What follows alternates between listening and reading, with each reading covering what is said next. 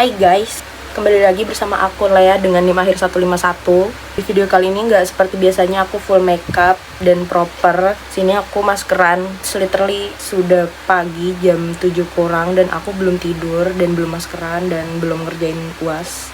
Jadi ya maklum. Sebelumnya, halo guys, dan Bapak Aken selaku dosen pengampu mata kuliah tinjauan visual. Jadi di sini aku bakal ngerjain tugas UAS, yakni bikin satu ilustrasi, terus bikin video dan ngejelasin apa sih makna dari ilustrasi yang aku bikin ini. Jadi judul karya yang aku bikin adalah Meratapi Sagu yang Tergusur. Oke, sebelum kita masuk ke ilustrasinya, kita harus tahu dulu apa sih yang melatar belakangi ilustrasi itu. Jadi ada yang namanya narasi besar. Ini tuh wacana atau proyek rekayasa yang dilakuin sama pemerintah pusat di Merauke, Papua Selatan sana. Tujuannya apa sih? Kenapa mereka melakukan itu? Mulai dari menjaga kedaulatan pangan nasional biar kita itu nggak ketergantungan sama impor beras, ngebuka konektivitas ekonomi lewat infrastruktur baru, sampai ke program Astacita, strategi cetak sawah skala luas. Kalau denger program tadi, itu tuh kayak kesannya ngebawa negara kita jadi makin maju kan, lebih berkembang, biar gak melulu soal impor beras. Tapi buat anak DKV, terutama udah belajar tinjauan visual nih, kita tuh gak boleh cuma ngeliat hal-hal yang tertulis di dokumen negara aja loh. Kita juga kudu kritis ngeliat gimana realitanya tuh bergesekan tahu sama kehidupan masyarakat di sana.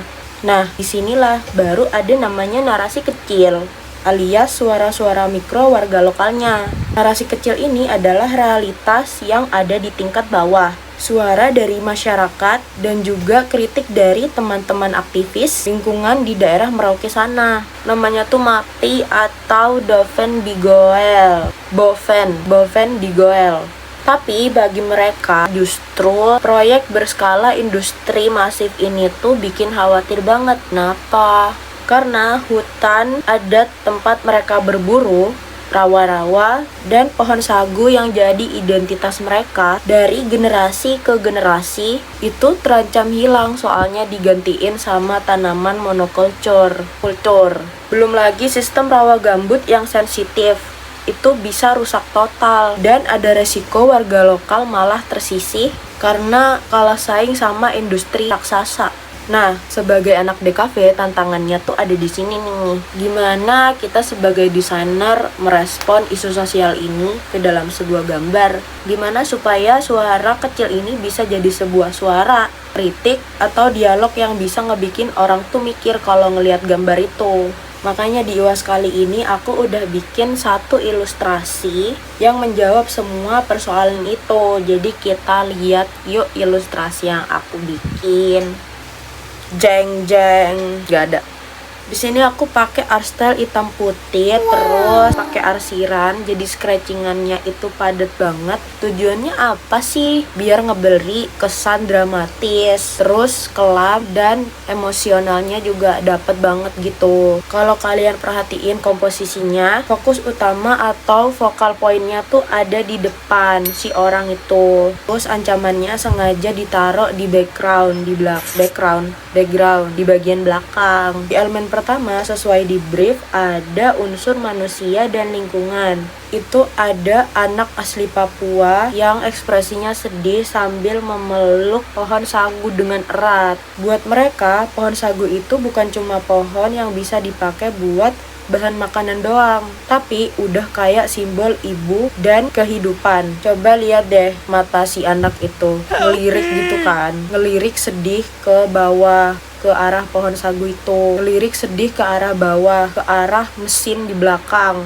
Kelihatannya itu kayak sedih, takut, pasrah, tapi juga nggak tega buat ngelepas pohon sagu kesayangannya itu. Terus di sebelah kanan background ada elemen wajib lainnya sesuai di brief, itu ada simbol bangunan. Di sini aku gambarin mesin ekskavator yang lagi ngeruk tanah. Ekskavator ini simbol dari narasi besar tadi. Modernisasi yang kaku, dingin, dan mekanistik.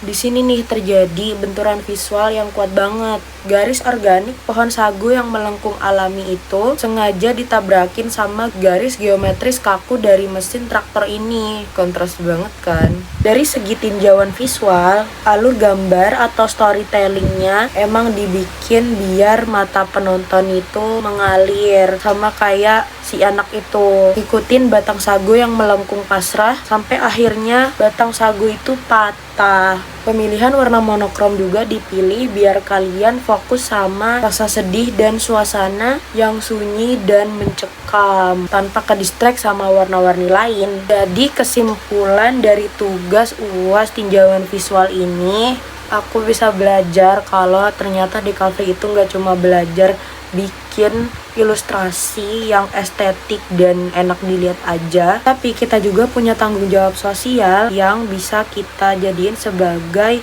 media untuk menyuarakan suara-suara penting lewat karya seni.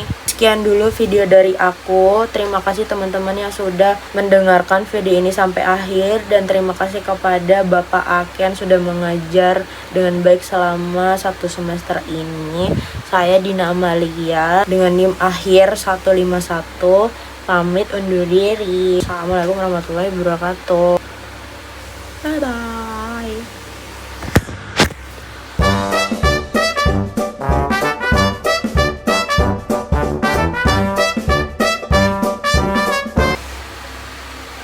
Hi guys. Okay.